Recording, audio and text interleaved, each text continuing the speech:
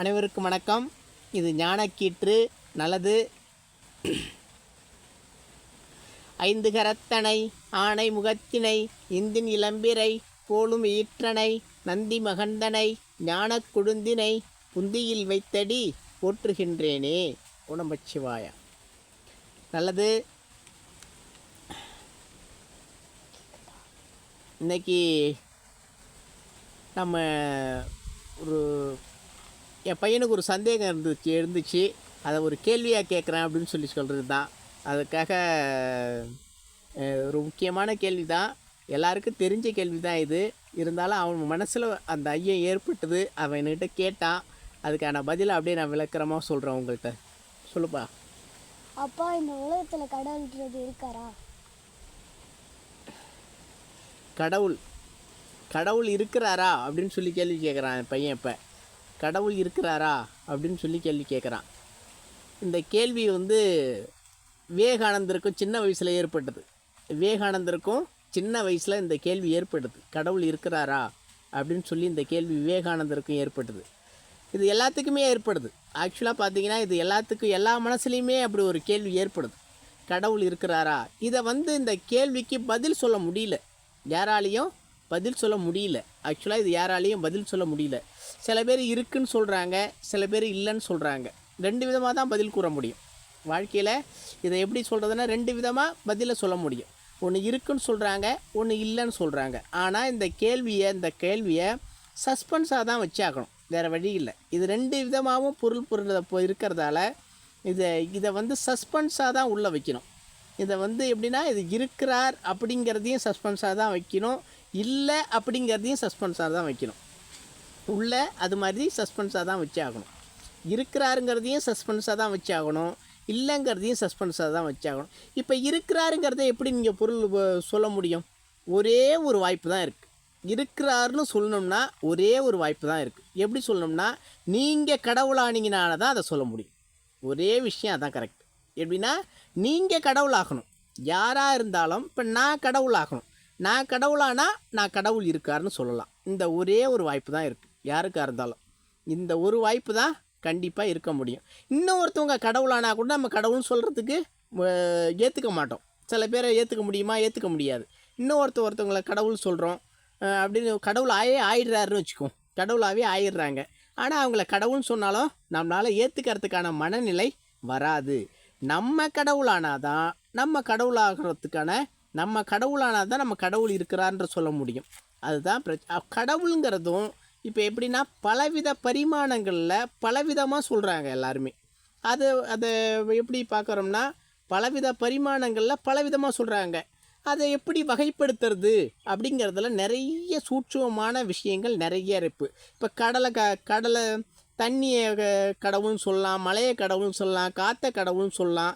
இப்படி இதையெல்லாமே கடவுள்னு சொல்லும்போது இதெல்லாம் ஒரு இயற்கை சம்மந்தப்பட்ட பொருளாக அமையுது. இந்த கடவுள் இல்லைங்கிற பார்வையில் இயற்கை சம்மந்தப்பட்ட பொருளாக படுது. அதனால் அது கடவுள் இல்லை அப்படிங்கிற அவங்க மனுஷன் கடவுள்லாம் ஒரு மனுஷன் கடவுளாக முடியுமா அப்படிங்கிறதும் ஒரு கேள்வி இருக்குது. எல்லாத்தையும் கடவுள்லாம் எப்படி சொல்கிறது, எல்லாத்தையுமே கடவுள்னு எப்படி சொல்கிறது அப்படிங்கிறது ஒரு கேள்வி இருக்குது. அறிவியல் பூர்வமாக அணுகிறாங்க அந்த கடவுளுங்கிற தன்மையை. அவங்க கடவுள் இல்லைங்கிற மாதிரி ஒரு பிரதிபலிப்பு ஏற்படுத்துகிறாங்க. அறிவியல் பூர்வமாக கடவுள் இருக்குங்கிறதும் ப்ரூஃப் பண்ணுறாங்க. இப்படி அறிவியல் பூர்வமாக ஒரு விதமாக புரிஞ்சுக்கிட்டு கடவுள் இருக்குது அப்படிங்கிறதும் ப்ரூஃப் பண்ணுறாங்க. அறிவியல் பூர்வமாக கடவுள் இல்லைங்கிறதையும் ஒரு விதமாக ப்ரூஃப் பண்ண ஆரம்பிக்கிறாங்க. இப்படி தான் இருக்குது. என்னென்னா, அணு கடவுள்னு சொல்கிறோம்னு வச்சுக்க. அணு தான் கடவுள். அணுவை நம்ம பார்த்துருக்கோமா? அது ஆராய்ச்சி கூடத்தில் அணுகிறவங்களுக்கு தான் அந்த நுட்பம் தெரியும். இப்போ ஆராய்ச்சி கூடத்தில் அணுவையே பலவிதமாக பிரிக்கணும், அப்படி தான் அது கடவுள் துகள் அப்படிங்கிறத ஒன்று சொல்கிறாங்க. அது கடவுள் துகளாக மாறுது அப்படின்னு சொல்கிறாங்க. அப்படிங்கும் போது கடவுளுங்கிறத அணுகிறதுலேயும் நிறைய வேறுபாடுகள் நிறைய இருக்குது அப்படிங்கிறதையும் கடவுளுங்கிறதையும் நிறைய வேறுபாடு இருக்குது. அது மாதிரி மனிதனுக்குள்ளே கடவுளாகணும்னா விந்து அப்படிங்கிற உயிர்த்தன்மை கடவுளுக்குள்ளே அதுதானே மூலம். அது பரிமாண வளர்ச்சி அடைஞ்சால் கடவுள் அப்படின்னு சொல்கிறேன் நான். அவ்வளோதான். அது உயிர் நம்மளுடைய உயிர் பரிமாண வளர்ச்சி அடைஞ்சால் அது கடவுள் அப்படிங்கிறது தான் என்னுடைய கான்செப்ட். எப்படின்னா உயிர், நம்மளுடைய உயிர் முதுகுத்தண்டில் சுழுமுனையில் நெருப்பு மாதிரி இருக்கும். நெருப்பு மாதிரி இருக்கிற அந்த தன்மை ஒரு வித தன்மையை ஒரு விதமாக பரிமாண வளர்ச்சி அடையுது. அப்படி அடைஞ்சால் அது சுடுமுனையிலேருந்து வெடித்து எப்படின்னா அதுதான் இந்த பிரபஞ்சமே தோன்றத்துக்கு முக்கிய காரணமாக இருந்தது அப்படின்னு சொல்லலாம். அதுக்கு என்ன சொல்கிறாங்கன்னா அறிவியலில் பெருவெடிப்பு அப்படின்னு சொல்கிறாங்க. பெருவெடிப்பு அப்படின்னு சொல்கிறாங்க. அதுதான் மனிதனுக்குள்ள அந்த பெருவெடிப்பு உள்ளுக்குள்ளே நிகழ்ந்ததுன்னா ஒரு க்ஷண நேரத்தில் கடவுளாகிறான். ஒரு க்ஷண நேரம்தான் அதுக்கான டைம். ஆனால் அது முழுமையடைய ஒரு 10-15 நிமிஷம், நம்ம உடம்பு முழுக்க முழுமையடைய ஒரு 10-15 நிமிஷம் எடுத்துக்கலாம். அது முழுமையடைஞ்சால் கடவுளாயிடுறான் மனுஷன் அப்படிங்கிறதான் கான்செப்ட். இதுதான் பெருவெடிப்பு கொள்கை. பெருவெடிப்பு கொள்கையை அது மாதிரி சொல்லியிருக்காங்க. அதுதான் பெருவெடிப்பு அப்படிங்கிற அணுக்கொள்கை தான் இந்த கடவுள் இருக்கிறாருங்கிறதுக்கு ஆரம்ப புள்ளி. அதுதான் ஆரம்ப புள்ளி. அந்த இடம் அதுதான் முதுகுத்தண்டில் ஏற்படும். முதுகுத்தண்டிலிருந்து வெடித்து முழுசாக ஏறி சகஸ்காரத்தை அடைஞ்சி முழுமை அடையும். நம்ம உடம்பு முழுக்க தோலுக்குள்ளெல்லாம் போய் அது ஒரு வித தன்மையை ஏற்படுத்தும். தோலுக்குள்ளே அது நீங்கள் அந்த முதுகுத்தண்டு உள்ள சுழுமுனையில் போயிடுச்சுனாவே உங்கள் உடம்பு முழுக்க ஒரு வித தன்மையை ஏற்படுத்தும். தங்கம் மாதிரி இருக்குன்னு வச்சுங்களேன். தங்கம் மாதிரி மாறிடுவீங்க. அது மாதிரி தங்கம் மாதிரி மாறிடுவீங்க அப்படின்னு சொல்லலாம். முழுமை அடைஞ்சதுன்னா தங்கம். அப்போ அந்த உணர்வே ஒரு வித தன்மையை கொடுக்கும். உங்களுக்குள்ளே என்னென்ன நடக்குதுன்னு புரியாது. என்ன நடக்குது உள்ளுக்குள்ளே என்ன நடக்குதுன்னு அப்படியே அந்த பரிமாணம் என்னென்ன நடக்குதுன்னு யாருக்குமே விளங்க முடியாது. அது நீங்கள் கடவுளானாதான் விளங்க முடியும் அப்படின்னு ஒரு விஷயத்த சொல்கிறேன். கடவுளுங்கிறது இருக்கார், நீங்கள் தான் கடவுளாகணும் அப்படிங்கிறதான் என்னுடைய பதில். எப்படின்னா நீங்கள் கடவுளாகணும். நீங்கள் கடவுளானாதான் கடவுளை இருக்காருன்னு சொல்லலாம். அப்புறம் நம்ம கோயில்கள்லாம் எதுக்காக வச்சுருக்காங்கன்னா ஒரு வித அணுகுமுறைக்காக அப்படி நடக்கணும் அப்படிங்கிறதுக்கான அணுகுமுறைக்காக அதெல்லாம் வச்சுருக்காங்க கோயில்களில். இப்போ கடவுளாக வழிபடுறோம். ஒரு மனநிலையில் ஒரு உயிர்நிலை, ஒரு பக்தி நிலையை அந்த இடத்துக்கு போனால் ஒரு வெளிப்படுது. அந்த இடத்துல அதுக்கான ஒரு ஊக்கி, கடவுளாகிறதுக்கான ஊக்கி, அதுதான் தெய்வீக வழிபாடு. எல்லாமே தெய்வீக வழிபாடு எல்லாம் என்னென்னா நாம் கடவுளாகணுங்கிறதுக்கான ஊக்கி தான் அதனுடைய தெய்வீக வழிபாடு. கடவுள் இருக்கார் அப்படின்னு சொல்லி முடிப்போம். அப்படின்னு சொல்லி கண்டிப்பாக கடவுளுங்கிறது இருக்கார், அது நீங்கள் தான் கடவுளாகணும் அப்படின்னு சொல்லி முடிக்கிறோம் இந்த வீடியோவை. கடவுளுங்கிறது கண்டிப்பாக நீனும் ஒரு நிலையில் கடவுள் தன்மைங்கிறதும் பலவிதப்பட்ட முறையில் இருக்குது. இப்போ நான் ஒன்று சொன்னது உயிர் சக்தி வெடித்து சகஸ்காரத்தை அடைந்து முழுமை அடைகிறதுன்னு சொல்கிறேன். இன்னொருத்தவர் சொல்கிறார் ஒவ்வொரு க்ஷணமும் உயிர் வெடித்து பரவுதுன்னு சொல்கிறார். இன்னொருத்தவர் அது மாதிரி ஒரு விதமாக ஒருத்தர் வெடித்து அந்த அனுபவமும் ஏற்பட்டிருக்கு எனக்கு. வெடித்து உயிர் நம்மளை சுற்றிலும் பரவுது. அது ஒரு விதமான தன்மையை இது நான் இல்லைங்கிற ஒரு தன்மையை ஏற்படுத்துது.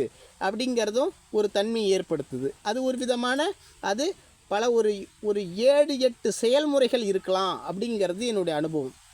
நம்ம உடம்புலே ஒரு 7-8 விதமான செயல்முறைகள் அது முழுமை அடைஞ்சால் அது பல பேருக்கு பிரித்து பார்க்கும்போது அதை பிரித்து செய்யும்போது பலவிதமாக நடக்குது அப்படிங்கிறத சொல்லிக்கிறோம். நல்லது. கடவுளுங்கிறது இருக்கார் அப்படின்னா அது நீங்கள் தான் கடவுளாகணும். இப்போ உணர்வு நிலையில் சில பேர் கடவுளாவான். கருணையோடே இருப்பான். சில பேர் கருணையோடே 24 மணி நேரமும் இருப்பான். அப்போ அவனுடைய கடவுள் தன்மை மேம்படுது. கடவுள் தன்மைங்கிறது மேம்படுது. இன்னும் ஒன்று முக்கியமாக பார்த்தீங்கன்னா பிரம்மச்சரியம் கடைப்பிடிக்கணும். இது ரொம்ப ரொம்ப ரொம்ப முக்கியம். கடவுள் தன்மை அடையணுன்னா பிரம்மச்சரியம் கடைப்பிடிக்கணும். கொஞ்ச நாள் கழிச்சுனாவது பிரம்மச்சரியம் கடைப்பிடிக்க தான் அந்த உயிர்த்தன்மை இருக்க அதிகப்படியான வளர்ச்சி ஏற்படும். பலர் பிரம்மச்சாரியாக இருக்க வளர்ச்சி அதிகமாக இருக்கும். அது ஒரு பிரம்மச்சாரியை தான் இப்போ நம்ம சாமின்னு கும்பிட்றோம். சாமி அப்படின்னு சொல்லி வணங்குறோம். ஏன்னா அவங்க அந்த தாம்பத்திய உறவில் ஈடுபடாததால் அவங்கள ஒரு சாமி கடவுள் அப்படிங்கிறது ஒரு மக்களுடைய இருக்கிற ஒரு விதமான ஒரு உள்ளுணர்வு. பிரம்மச்சாரியாக இருக்கிறவங்கள கடவுளாக கும்பிடுறது அப்படிங்கிறது ஒரு விதமான மனநிலை எல்லாத்துக்குமே இருக்குது. ஆனால் உள்நிலை பிரம்மச்சாரியாக இருந்தால் கூட உள்நிலையில் ஒரு விதமான பரிமாண வளர்ச்சி உயிர் ஏற்படணும் அப்படிங்கிறது என்னுடைய அனுபவம். அது ஒரு உள்நிலையில் அந்த உயிர் ஒரு வித பரிமாண வளர்ச்சி ஏற்படுதுன்னா செத்த நிலைக்கு ஆகிடுவீங்க, செத்த மாதிரி ஆகிடுவீங்க. எப்படின்னா செத்த மாதிரி ஒரு நிலை உருவாகிடும். உள்நிலையில் எதுவுமே நீ காலையே வெட்டினாலும் தெரியாது, காலை வெட்டினாலும் தெரியாது, எல்லாம் முழுமை அடைஞ்சிருச்சுன்னா எந்த உணர்வும் இருக்காது. அப்படி ஒரு பரிமாண வளர்ச்சி ஏற்படும் உள்நிலையில் அப்படின்னு சொல்லி கடவுள் இருக்கார், நீங்கள் தான் அடையணும் அந்த நிலைன்னு சொல்லி இந்த வீடியோவை முடிப்போம். நல்லது, நன்றி, வணக்கம். புரிஞ்சுதாப்பா? தேங்க்யூ, நன்றி.